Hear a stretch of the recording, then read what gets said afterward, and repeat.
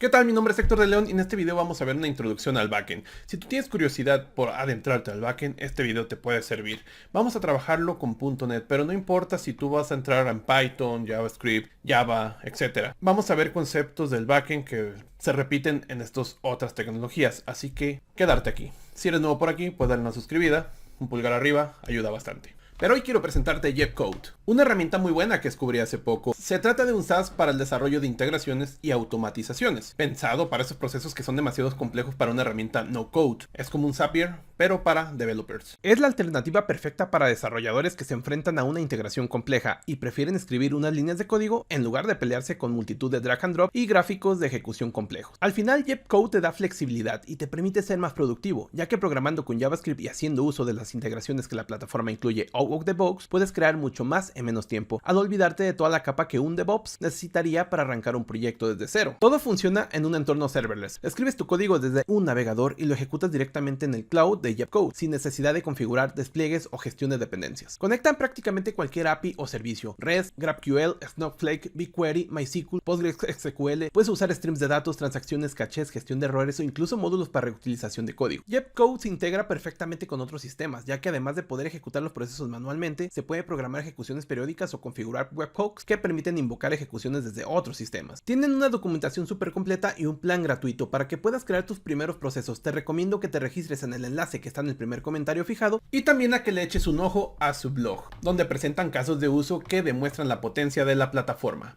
Ahora sí, vamos al video.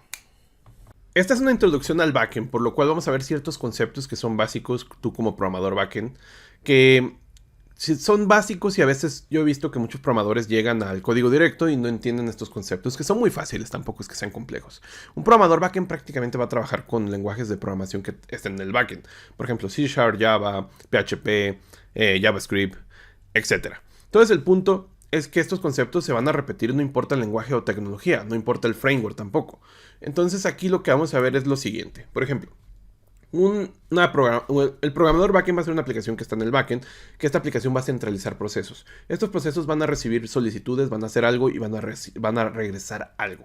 Estos procesos pueden venir de una aplicación, puede ser de escritorio, puede ser de móvil, puede ser una aplicación de navegador, puede ser un videojuego, etc. El punto es que el backend lo que va a centralizar es eso.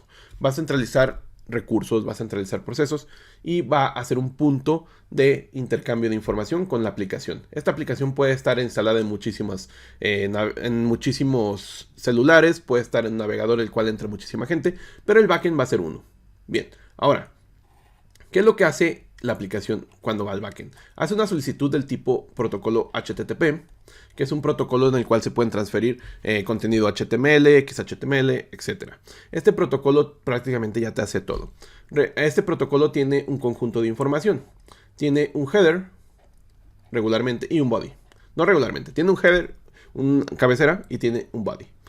Esto prácticamente en el header tenemos metadata, la cual tiene información. Por ejemplo, necesitas autentificarte, va a ir ahí la información. Si tienes un token, ahí va a ir esa información. En el body va a ir información cuando necesitamos registrar un nuevo usuario, una nueva información. Por ejemplo, tú te registras en un sitio web y esa información va a ir en el body. Tú te registras, tú agregas un artículo agregas información a tu perfil de algún sitio web. Esa información, todo lo que se ha agregado va a ir en el body. Bien. Y en el header va a venir información hasta del lenguaje, por ejemplo, estamos en español, inglés, lo que sea. Va a ser información metadata al body. Bien, esto va a ir por HTTP. Pero HTTP tiene otro conjunto, tiene unas categorizaciones llamadas verbos. Estos verbos pueden ser tipo get, que es cuando tú mandes por get, es para obtener información. Cuando mandes por post, es para introducir información. Por put es para editar. Y por delete es para... nomás cómo escribo. Es para borrar. Bien, pero no son los únicos verbos. Son los más comunes, quizás sí. Hay otros verbos como merge, patch, move, trace, etc. Pero estos van creciendo, no es como que estén fijos. HTTP es un protocolo tan flexible que permite agregar nuevos verbos según se va requiriendo en el avance de la tecnología. Así que regularmente vas a ver estos cuatro verbos, pero hay muchos más, dependiendo de situaciones. Ahora, una vez que tú solicitas algo al backend, el backend te va a dar un código de respuesta que también tiene un cabecera y tiene un body. Este código de respuesta se divide en 5. Pueden ser del 100 al 100 y tantos. Pueden ser del 200, 300, 400 y 500. Esto, si tú eres programador frontend, esto te va a dar una idea de qué es lo que pasó. Si es un 100 es porque lo que te está respondiendo el backend es solamente respuesta informativa. Si es un 200 es porque se ha hecho correcto lo que estás solicitando, ya sea una inserción de nueva información, obtener información, etc. Si es un 300 es porque el servidor te está pidiendo una redirección. Ahora, si es un 400 es porque tú estás mandando algo mal. Te estás mandando a lo mejor un correo electrónico con una validación mal, no estás mandando una información que es requerida, etc. Si es un 500 es porque ahora es culpa del backend, algo pasó en el backend. ¿Qué pudo haber pasado en el backend? A lo mejor el backend se conecta a una base de datos y esa conexión falló, por ejemplo. Eso pudo haber pasado y eso es responsabilidad del backend. Y eso te va a regresar un 500, un error interno del servidor. O a lo mejor el backend va a un almacenamiento de archivos S3 y también a lo mejor falló, a lo mejor porque el backend no tiene acceso en ese momento y es un error interno del servidor, un 500 se puede decir. Bien, entonces tenemos que una aplicación hace una solicitud tipo HTTP por un tipo de estos verbos. El backend va a decir, ok, ¿quieres obtener información? Ahí te va la información. ¿Quieres meter información? Déjala meto y te digo si pasó correctamente. ¿Quieres editar? ¿Quieres eliminar? Etcétera. Y yo te voy a dar un código como backend dependiendo que haya pasado. Si fue todo correcto, te va a dar un 200, un 201 si creamos algo. Si hay una validación errónea, te va a dar un 400 y algo. Si me pasó algo con una excepción, te va a dar un 500. Entonces tú como frontend dices, ok, mira, este error ya puedo mostrarle algo al usuario, por lo menos tengo una idea de lo que pasó. Y ya con estos dibujos todos pedorros, vamos a ir ahora sí al código. Pues lo primero de todo esto, vamos a hacer un proyecto. Vamos a hacerlo en Visual Studio 2022. No importa si usted va a trabajar con Python, con Java. Los conceptos aquí simplemente van a ser muy parecidos. De hecho, el objetivo de todos mis videos es eso, entender ese concepto. Que tú, no importa el lenguaje de programación, o sea, lo vas a poder replicar porque ya lo entendiste. Entonces vamos a comenzar creando un proyecto. En el caso de lo que es .NET, tenemos muchos tipos de proyectos para sistemas web, o sobre todo para hacer backend. Pero yo voy a crear un proyecto del tipo más sencillo, que es un tipo que se llama vacío. Es prácticamente un concepto nuevo agregado llamado Minimal API, que no es propio de .NET, lo puedes encontrar en muchos otros tipos de frameworks. Yo simplemente al ponerlo vacío, se va a crear un tipo de esos tipos de proyecto. Le voy a poner mi proyecto intro backend, siguiente, y ahí está, se va a crear el proyecto. Regularmente cuando trabajamos backend vamos a trabajar con un framework. Es decir, que ya vamos a tener una estructura base con la cual trabajar. Este framework nos va a dar sobre todo cómo vamos a crear endpoints. Y estos endpoints cómo van a responder dependiendo de ciertas situaciones. Vamos a tener también un conjunto de bibliotecas o clases las cuales se van a conectar a recursos externos. Pueden ser una base de datos, pueden ser sistemas en cloud, pueden ser otros backend, ¿por qué no? Y mira, que aquí ya tenemos la base de este proyecto, muy sencillito. No hay mucho que aprender, prácticamente esto lo que es un endpoint que viene por el verbo get. Es decir, si usted me manda por get algo, eso yo te voy a regresar hola mundo. Y aquí podemos observar que si vamos al navegador directamente a la URL que nos da por defecto, vamos a tener un hola mundo. Ahora yo regularmente en los frameworks yo puedo especificarle el nombre de mi URL y por el puerto que va a correr. Por ejemplo, aquí tenemos la opción que en run, aquí podemos ponerle esa parte. Podemos ponerle por dónde va a correr. Yo aquí voy a dejar que corra por localhost 2.6666, el número ese bonito. Bien, ahí ya tenemos. Yo quiero crear un nuevo método aquí, el cual sea del tipo get. Pero quiero ahorita simular un recurso. Vamos a crear una clase aquí. Una clase la cual va a simular un recurso. Vamos a llamarla repository. Y aquí mismo voy a crear otra clase que se llame cervecería. Y va a tener un ID y va a tener un nombre. Vamos a crearlo aquí. Una clase que se llame cervecería, tiene un ID y un nombre. Me voy a crear un listado de cervezas aquí dentro de repository. Y vamos a crear un método que obtenga esas cervezas. Un método que obtenga esas cervezas. Vamos a poner un tipo list cervecería por medio de get brewery. Ahí está, cervecerías. Y vamos a poner otro método que obtenga una cerveza en específico. A lo mejor aquí hay una cosita que se te va a hacer rara. Este método find lo que hace es buscar en un listado por un campo en específico. Estamos recibiendo un campo, por ejemplo este método recibe un campo que es entero. Y por ese campo nosotros tenemos en todas las colecciones de C# tenemos un método llamado find, que lo que va a hacer es encontrar un elemento de esa lista que concuerde con lo que estamos igualando. Esta R es prácticamente, esto es una función, una expresión lambda, un error function en JavaScript. Es una expresión lambda, una función anónima, la cual recibe un parámetro llamado, y yo le estoy llamando R. Este R tiene prácticamente los campos que tiene la clase cervecería, por lo cual tiene el ID. Y yo voy a comparar con ese ID, el ID que estoy recibiendo en el método. Bien, ya es todo lo que tenemos que ver aquí. Esta clase repository solamente es algo para simular un recurso. Vamos a program, vamos a crear un método, otro que sea del tipo get, al cual vamos a acceder por medio de Bowery aquí, y vamos a ponerle la funcionalidad a la derecha. Que lo que va a hacer esta funcionalidad prácticamente es poner una función anónima, la cual haga un nuevo objeto del tipo repository. Te fijas, aquí no me lo agrega, pero vamos a darle control punto y nos va a agregar el namespace adecuado. Y este tiene a su vez un método llamado getBreweries. Ahí está mero. Bien, de esta manera nosotros ya vamos a obtener todas esas cervezas que tenemos en este listado, que están simulando solamente data. Vamos a correr esto. Me está dando un conflicto el puerto este, vamos a quitarlo ahorita, así, vamos a dejarlo vacío, vamos a correrlo. Vamos a entrar directamente ahora a la ruta, aquí diagonal, que se llama brewery o cervecería. Y vamos a entrar aquí y vamos a ver que, bueno, aquí esto es una advertencia. Pero pues no, me había equivocado, había quitado el puerto. Ahí está, ponemos simplemente cervecería o brewery. Y aquí ya tenemos el JSON. Mira, tenemos ya el formato, los elementos que tenemos en la clase. Ya, pero en formato JSON. Ahora, si yo voy a una herramienta con la cual pueda yo hacer este manejo de solicitudes o para probar mi backend, yo te recomiendo Postman. Pero hay muchas más. Postman te va a servir para hacer pruebas de tu backend. Por ejemplo, aquí yo he puesto la ruta, tal cual. Y aquí vamos a ver otras cosas más. Por ejemplo, aquí vemos el status, el código de respuesta que está regresando el navegador. Recordemos que te está regresando el backend, no el navegador. Recordemos que los códigos de respuesta nos dicen mucho. Aquí nos está diciendo que es un 200, por lo cual es una solicitud que fue exitosa. Y aquí tenemos la información, fíjate, aquí está la información en el body. Tenemos un conjunto de encabezados también, que nos está dando metadata de la información extra.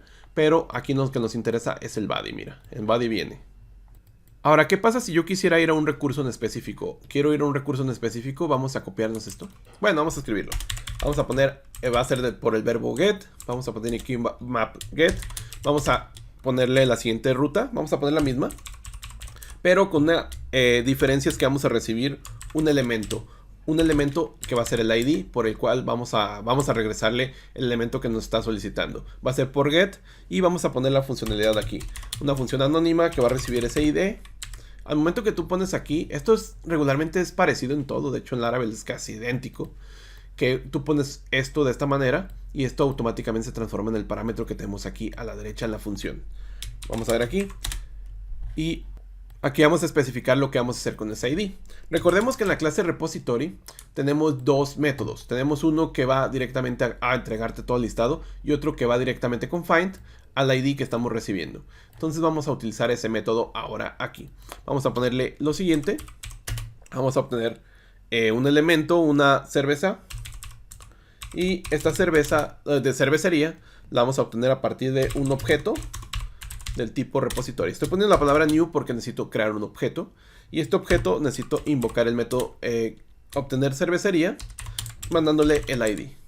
Me he equivocado acá, vamos a mandar el ID aquí. Y de esa manera nosotros ya vamos a obtener un elemento. O no podríamos obtener algo. Por ejemplo, ¿qué pasa si yo aquí pongo... vamos a ponerle aquí. Ahí está. Vamos a correr esto. Y yo mandándole la misma ruta, pero con un elemento aquí extra, un 1, voy a obtener la cerveza requerida. Fíjate que la 1 era esa Minerva. Quiero mandar el 3 para que me regrese la San Miklaus. Que es una cerveza de 14 grados de alcohol. Es muy buena, es de Austria. Mira, ahí la tenemos, San Miklaus. Pero ¿qué pasa cuando yo pongo un ID que no existe? ¿Qué es lo que va a pasar aquí? Mira, me está regresando un 200. Y eso no es correcto. Aquí lo correcto no es correcto. Suena raro, pero aquí lo correcto no es correcto. Ya que él me está diciendo que todo está correcto, pero no tenemos nada. Es decir, no tenemos un elemento. Bueno, pues hay un error.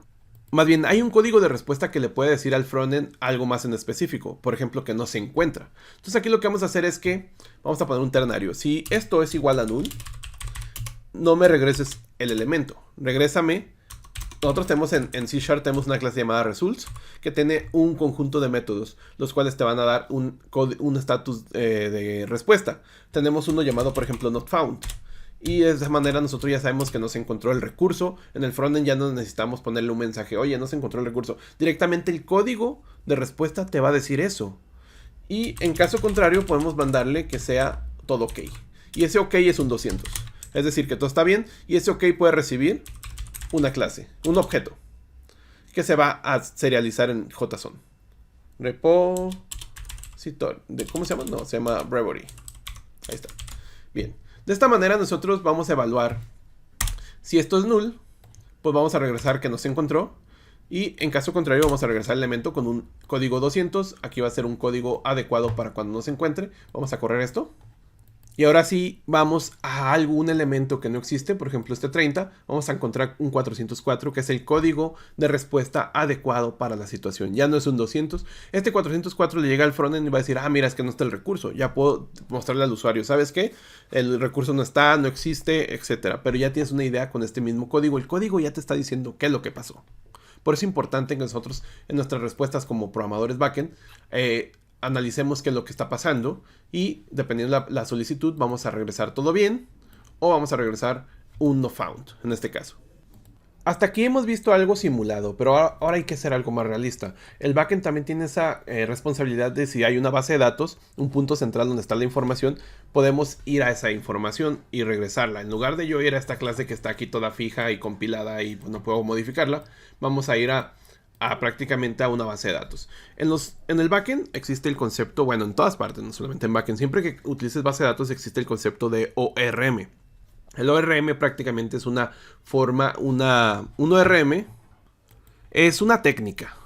Esta técnica lo que te va a permitir es convertir o mapear tu base de datos relacional a una estructura de clases con las cuales vas a poder crear objetos. Y estos objetos vas a tener un conjunto de métodos con los cuales vas a poder mandar información a la base de datos. No vas a tener necesidad de utilizar SQL como tal. No te digo que no aprendas SQL, de hecho como backend yo creo que es obligado aprender SQL. Y eso son de las cosas que se van haciendo de repente como malas prácticas, dejar aprender solamente ORM y no aprender SQL. Bien, pero al final de cuentas lo de día a día vas a utilizar un ORM, que va a ser esta técnica con la cual vas a poder trabajar con las bases de datos directamente con objetos. Y en los frameworks regularmente ya tienen un ORM. Por ejemplo, en Laravel tenemos Eloquent, en .NET tenemos Entity Framework. En Python o por ejemplo en Django tenemos SQL Alchemy. En Java tenemos Hibernate. Entonces todos los lenguajes de programación y sobre todo si estás utilizando un framework, casi seguro ya tiene un ORM ahí porque son súper útiles. Ahora, ¿cómo yo puedo utilizar un ORM en .NET? Pues vamos a instalarlo aquí en dependencias. Vamos a darle clic y vamos a ir a administrador de paquetes NuGet. Vamos ahora a examinar y ponemos Entity Framework. En este caso voy a instalar el de SQL Server aquí. Vamos a instalar este. Y en .NET tenemos otro extra que podemos trabajarlo con consola. Entonces aquí vamos a ponerle Tools. Y vamos a instalar las herramientas necesarias para consola. Entity Framework Core.tools. Ahí está, vamos a instalar. Y listo, ya tenemos instalado lo necesario para trabajar con el ORM. Aquí lo vamos a ver en paquetes, mira, ahí están. Entity Framework, SQL Server y Tools. Bien, ahora necesito una base de datos para conectarme. Aquí yo ya tengo una base de datos. Este SQL Server, si quieres un curso de SQL Server, tengo todo un curso que es gratuito. Busca SQL Server para novatos, H de León, te va a salir el curso. Bien, aquí tenemos una base de datos la cual tiene 3 tablas. Esta base de datos se llama pub o pop y aquí tenemos una tabla que se llama cerveza. Esta tabla que se llama cerveza tiene estos campos que son prácticamente... Ya tenemos información ahí. Tenemos un campo que se llama nombre, otro que se llama brand ID y los brands tenemos un conjunto de marcas de cervezas, las cuales vamos a tener un ID. Este ID tenemos la marca Modelo, Minerva, Erdinger, Modern Times y estas tienen su ID. Y con este ID hacemos referencia pues obviamente a este campo que tenemos en la tabla cerveza. Bien, este es lo único que necesitamos de información de esta base de datos.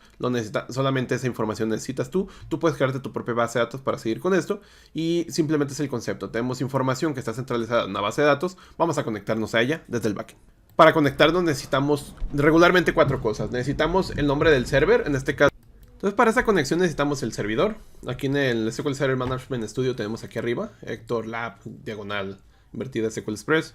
Necesitamos un usuario, un password regularmente. Pero yo me voy a conectar por la autentificación de Windows, que ya la tengo. Y también necesitamos regularmente a veces un puerto. Ese puerto puede cambiar dependiendo la situación, pero los puertos de la base de datos a veces vienen por defecto regularmente. Por ejemplo, el de SQL Server es 1433. El de MySQL es 3306. Entonces, regularmente, como si viene por defecto, no vamos a tener necesidad de mandar a ese puerto, a menos que venga por otro. Ya teniendo esta información, ya tenemos el ORM instalado, ya tenemos una base de datos, ya tenemos la información para conectarnos. Nos queda mapear eso en un ORM. Para el mapeo regularmente vamos a utilizar comandos. Así que no tengas miedo a los comandos. No es tampoco que sea difícil. Bueno, aquí lo que vamos a hacer es una carpeta, nuestro proyecto que se llame Models, para que ahí se guarde nuestro ORM. Vamos aquí a agregar, voy a agregar esta carpeta llamada Models, que está aquí. Y aquí en la línea de comandos, aquí abajo, si no la puedes abrir, vete a herramientas, te puede servir la siguiente. Herramientas, administrador de paquetes Nugget, y esta de consola de administrador de paquetes te puede servir. Bien, aquí ya teniendo esta consola que está aquí, vamos a hacer lo siguiente. Vamos a escribir el nombre del comando, que es scaffold, -db context, tal cual como lo estoy escribiendo. Seguido de espacio, y seguido vamos a escribir la cadena de conexión. Por ejemplo, el servidor lo vamos a especificar con la palabra server, igual a Hector Lab, SQL Express, que es el nombre de mi servidor, el tuyo puede ser distinto. Separado por punto y coma el nombre de nuestra base de datos, en el caso mío es PUP o POP. Y seguido aquí tú puedes poner tu usuario, user es tal, tu password es tal. Por ejemplo, usuario sí, password tal. Y enseguida ya estaría lista tu cadena de conexión. En cuanto a la cadena de conexión nos falta poner otras cosas, pero en mi caso yo, como tengo autentificación de Windows, vamos a ponerle Trusted Connection y ya va, no necesito poner el usuario. Trusted Connection, y aquí enseguida vamos a poner el proveedor de Entity Framework, que se llama Microsoft.Entity Framework Core SQL Server, que es el que instalamos aquí arriba, mira, este que está aquí. Y bien, y enseguida de esto vamos a ponerle, esto es opcional, yo voy a ponerle la salida a donde yo quiero que se guarde. Yo quiero que se guarde en la carpeta Models, por lo cual hay un parámetro que se llama OutputDir, y vamos a especificarle con OutputDir, con el guión, espacio, la carpeta que se llama Models. Le damos Enter, y listo, esto ya está listo. Ya se mapeó la base de datos. Fíjate aquí en la carpeta Models, tenemos unas clases que yo no hice, se hicieron automáticas. Una clase por cada tabla, más una extra que se llama como tu base de datos, seguido de la palabra context. Ojo, cuando ejecutes este comando que acabo de ejecutar, scaffold db context, tú aquí tienes que tener esto compilando. Por ejemplo, no puedes dejarlo así que te marque un error aquí. Por ejemplo, en este caso, si yo ejecutara el comando, no se ejecutaría porque está fallando, me falta el punto y coma, lamentablemente, en C#. Bien, aquí hay otra pregunta que me dicen, ¿cómo puedo, si tengo un nuevo cambio en la base de datos, cómo puedo volverlo a ejecutar? Basta que pongamos todo el mismo comando, seguido de un parámetro llamado force. De esa manera se va a sustituir nuevamente toda la base de datos. Bien, teniendo esos dos datos informativos de este framework, ya que es un error muy común, que a veces no compila y no les funciona el comando, etc. Pues, y a la otra cosa es de cómo puedes tú volver a remapear la base de datos. Pues ahora sí vamos a continuar. Ahora, yo quiero hacer un método el cual vaya por las cervezas, vaya por esas cervecillas y directamente vaya a la base de datos. Entonces vamos a crear un método aquí igual tipo get. Y este tipo get vamos a ponerle que no reciba nada, se va a llamar beers. Vamos a ponerle acá que se cierre la función, punto y coma, y listo. Aquí dentro vamos a poner lo siguiente. Yo para ir necesito regresar a un listado de cervezas. Esta cervezas, esa clase se creó dentro de Models. Vamos a darle control punto, nos va a agregar el namespace. Bien, eso se creó dentro de Models y vamos a retornarlo en este apartado de abajo. Pero podría ser el caso, bueno, aquí vamos a regresar todas las cervezas, ahí está. Bien, ahí están las cervezas. Ahora, ¿yo cómo me conecto al Entity Framework, el ORM, cómo lo utilizo? Pues basta con que pongamos using para crear un contexto. Esto lo que hace using en C# es invocar directamente el método dispose, que lo que hace dispose es liberar la memoria, para evitar nosotros ejecutar el método dispose. Esto lo hace por ti ya. Bien, vamos a hacer un objeto del tipo pop context. Pop context es una clase que se creó automáticamente cuando mapeé el Entity Framework. Es decir, es esta que está aquí, mira. Yo no la creé, se creó solita. Bien, entonces esta clase lo que va a hacer es todo el contexto. Esto hace la conexión de la base de datos, hace todo. Bien, aquí dentro vamos a ponerle lo que necesito. Yo quiero llenar estas cervezas que están aquí. Entonces vamos a poner beers. Es igual a db punto. La tabla se llama beers. Y punto aquí to list. Y de esta manera ya hicimos todo lo necesario para ir a la base de datos. Así de fácil. Por eso es bueno saber un ORM. Y no por eso no aprendas SQL. Si vas por backend, es importante que aprendas SQL. A pesar de que manejes el ORM, es importante que aprendas SQL.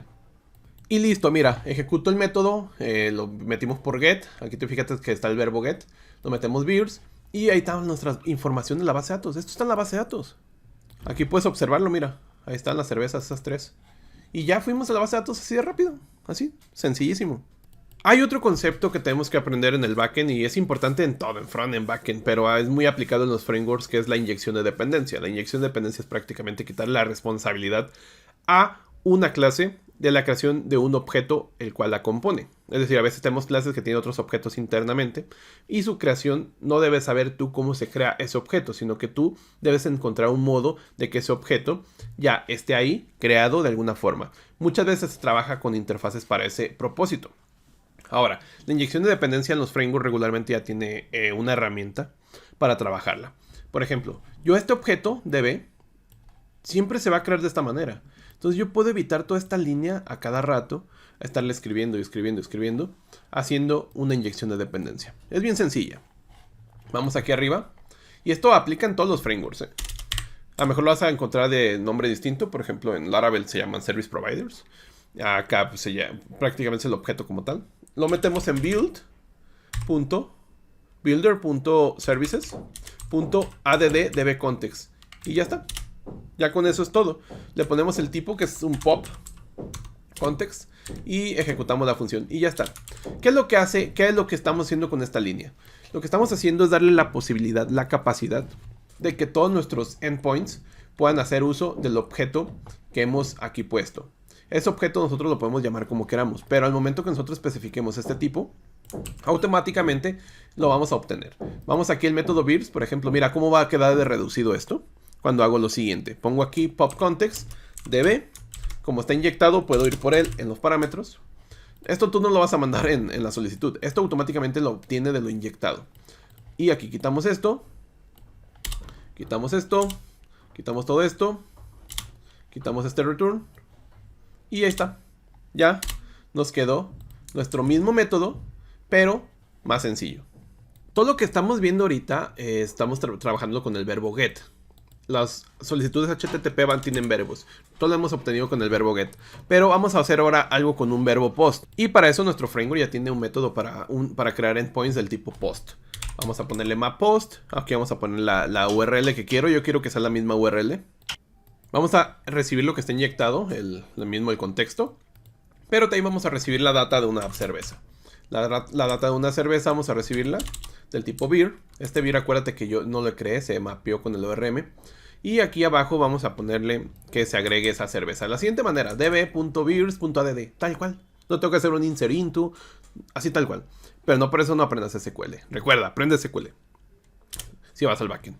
Ahora aquí, esto lo que hace es agregarlo al contexto, pero no lo ha mandado a la base de datos. Para mandarlo a la base de datos tengo que ejecutar un método llamado saveChange. Y de esta manera nosotros invocamos saveChange y ya se manda a la base de datos. Ahora lo único que vamos a retornar aquí es, igual vamos a retornar un código. Un código de respuesta con results. Aquí no quiero ejecutar OK. Hay otro código llamado created que nos va a regresar un 201. Y la ventaja que tenemos con created es que podemos regresarle la URL al frontend de cómo puede invocar la información recién adquirida. Es decir, le podemos decir al frontend, mira, si quisieras la información, invócame este endpoint. Y ese endpoint, invócalo de esta manera. Mándame beers y mándame un ID. Por ejemplo, aquí podríamos ponerle que es para ese endpoint que no lo he creado, mándame el ID.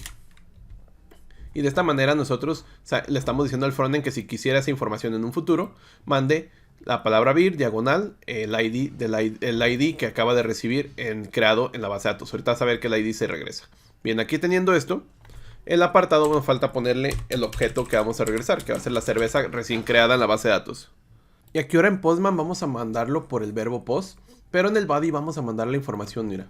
En el body vamos a mandarle la información de la nueva cerveza. Yo quiero vamos a ponerle aquí, sí, esa Dunkel de la marca 3. Vamos a mandarlo, vamos a darle aquí send. Ojo, he puesto que sea el tipo raw o crudo, aquí el body, y que sea el formato JSON.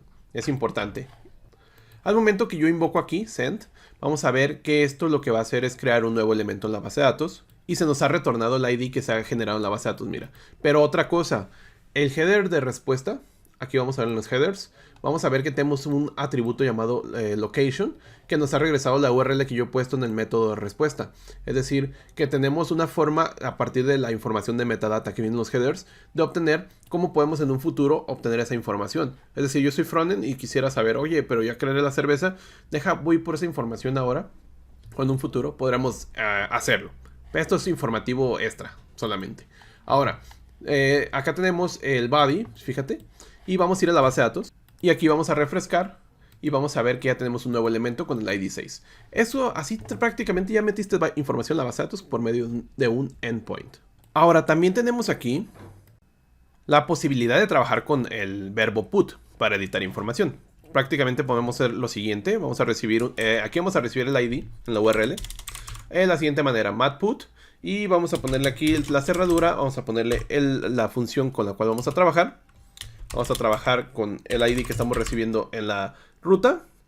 Vamos a trabajar con el contexto que está inyectado. Y vamos a ponerle aquí db. Y vamos a ponerle la funcionalidad aquí, abajo. Ahí está. Lo que va a permitir esto es que nosotros por medio de put, escribiendo beers y mandando el ID, vamos a poder editar información. Pero para eso también necesitamos recibir la cerveza. Entonces aquí vamos a poner la cerveza, aquí al final. Ahí está. Vamos a recibir una cerveza, la voy a llamar beer request. Vamos a obtener la cerveza a partir del contexto. Vamos a encontrarla. Vamos a ponerlo de manera asíncrona. ¿Esto qué diferencia hay con esta manera que tenemos SaveChains, por ejemplo? Aquí también hay un método llamado SaveChains Async, por ejemplo. ¿Qué diferencia hay eso o con un find normalito? ¿Qué diferencia hay? Cuando trabajamos con recursos externos desde el backend, las solicitudes no son en tiempo instantáneo. Una base de datos podría estar en otro lugar, por lo cual hay milisegundos de en cuanto tú solicitas algo de información, te responde. Entonces podemos trabajarlo de manera asíncrona. Basta con que pongamos en este método aquí arriba async. Y de esta manera ya cambiamos esto a que trabaje de manera asíncrona. Esto nos va a dar una ventaja. Por ejemplo, aquí nada más debe porque está mayúscula. Vamos a ponerlo así. Bien. Aquí la ventaja que vamos a tener es que cuando trabajemos de manera síncrona, por ejemplo el método se llamará async, ya está creado, no lo creé yo. Lo que va a hacer es que aquí no va a pasar de esta línea hasta que tengas la información en beer. Eso es importante, porque si yo quisiera evaluar la información de beer aquí abajo y especifico que si beer es null, regrésame que no se encontró, podría ser que esta información todavía no alcance a llegar y esté trabajando en esta línea. Podría ser. Y lo que va a pasar es que vas a tener un proceso erróneo. Lo que haces aquí con el await es esperar que la información, la línea de código pase a esta de abajo hasta que sí por sí tengas la información en beer. Sea null o no sea null. De esa manera podemos trabajarlo, sobre todo también cuando hacemos solicitudes a otros recursos. Podemos ir también haciendo lo contrario. Por ejemplo, podemos no hacer un await. Podemos ir trabajando con eso y podemos ir haciendo otras cosas aquí abajo. Y así ya hasta cuando podemos ir aprovechando ese tiempo. Y acá abajo ya podemos poner el await de lo que estamos esperando. Eso es otra de las cosas que se pueden hacer aquí. Bien, vamos a regresar como estaba esto. Y ahí está. Ahora, ¿qué vamos a hacer más en el editar? Pues aparte vamos a hacer lo siguiente. Y esto no es propio de C#, ¿eh? Esto ya de hecho con... Hasta PHP ya tiene algo como esto, como los fibers se llaman. A partir de la versión 8.1. En Node.js pues está lleno de asincronía por todos lados. Entonces no es algo propio de C# la sincronía. Bien, ahora vamos a reemplazar los elementos que tenemos en el modelo. Que esto fuimos a la base de datos. Aquí estamos yendo a la base de datos. Tenemos la información en la base de datos. Vamos a reemplazarlo con lo que estamos obteniendo en la solicitud aquí en este apartado. Bien, que viene en el body. Ahora, teniendo eso ya reemplazado, lo que vamos a hacer es guardar los cambios en la base de datos de manera asíncrona. Fíjate, ahora estoy ejecutando SaveChains Async. Y aquí estará. Aquí no lo ejecuté async. Aquí está mal. Bueno, puedes hacerlo así, pero yo te recomendaría hacerlo de esta manera. Asíncronamente. Que cambiáramos el método por async. Así lo cambias aquí a async. Prácticamente nomás aquí basta con que pongamos await. Y cambiemos el método por SaveChains Async. Y ya está. Ya lo cambiamos a asíncrono todo esto. Bien. Ya teniendo esta parte. Lo que voy a retornar en este punto es, no voy a retornar contenido, pero voy a retornar que fue exitoso. Para eso tenemos en la clase results un noContent. Vamos a ejecutar esto. Nos dirigimos a Postman, aquí le ponemos en put, ponemos la ruta, ponemos el ID que queremos modificar, va a ser el 6, que es el último que agregamos. Aquí para ver un poco la diferencia vamos a ponerle Dunkel 2 y vamos a dejar la misma marca. Vamos a ejecutar esto. Y vamos a obtener una respuesta. Todas las respuestas del rango de 200 son correctas, pero vamos a obtener una que no tiene contenido. Es decir, es correcto, pasó todo bien, es exitoso, pero es una 204. Es decir, no tenemos un contenido de respuesta. Solamente le indicamos al frontend que todo estuvo bien, pero que no le vamos a regresar nada. Ahora, aquí en la base de datos vamos a evaluar si se hizo la modificación y vamos a ver que Dunkel ya es un Dunkel 2. Por último, ya por educación, pues vamos a hacer el borrar, ¿no? El borrar también tenemos un map delete. Y este delete va a funcionar tal cual. Vamos a hacerlo asíncrono, vamos a recibir el ID y vamos a ponerle lo inyectado, el contexto, para poder eliminarlo. Aquí vamos a poner la funcionalidad y vamos a ponerle un paréntesis de cerradura y punto y coma. Bien, aquí lo único que vamos a hacer es ir a por la cerveza. Si la cerveza no existe, pues vamos a encontrar. Y en caso de que no exista, pues mandamos un no found. Aquí vamos a mandar un no found, vamos a poner si es null, pues vamos a mandar un no found. Enseguida vamos a ejecutar el método remove de db.beers, la tabla beers. Eliminar la cerveza que ya obtuvimos aquí. Si paso este if es porque sí existe. Y vamos a ponerle que guarde los cambios en forma síncrona. Y por último vamos a regresar un código de respuesta 200, pero con la cerveza que acabamos de eliminar. Y de esta manera hemos acabado el eliminar. Con esta línea, OK, mandamos el objeto que acabamos de eliminar por si lo necesitamos por algo. Ahí está. Vamos a Postman aquí, le ponemos que quiero eliminar el ID 6 y vamos a ponerle aquí el verbo delete. También es importante el verbo delete. Y aquí vamos a ejecutar. Obtenemos un 200, que es correcto, y la cerveza que acabamos de eliminar. Aunque obviamente esto ya no está en la base de datos. Vamos a la base de datos. Y al ejecutar el query vamos a ver que la ID 6 ya no está, ya está, mira, se borró, se esfumó de la faz de la tierra. Y de esta manera tan rápida hicimos ya una programación en backend que tiene que involucrar con inyección de dependencia. Fuimos a una base de datos, hicimos modificaciones tanto a obtener, guardar, editar y eliminar. Entonces ya esto es una introducción a backend. Los conceptos los vimos, los de los códigos de respuesta, vimos los verbos en HTTP. ¿Qué es lo que te sugiero que sigue? Sigue que veas temas de seguridad. Lo puedes ver en mi canal gratuitamente. Pruebas unitarias, también lo puedes ver en mi canal gratuitamente. Validaciones, también lo puedes ver en mi canal gratuitamente. Y al final de este video te voy a poner esos videos para si quieres continuar con tu aprendizaje sin gastar nada. Y pues nada, si te gustó el video puedes dejarme un pulgar arriba. Si eres nuevo por aquí, dale una suscribida. Mi nombre es Héctor de León. Tengo unos cursos que están en el primer comentario fijado. Adiós.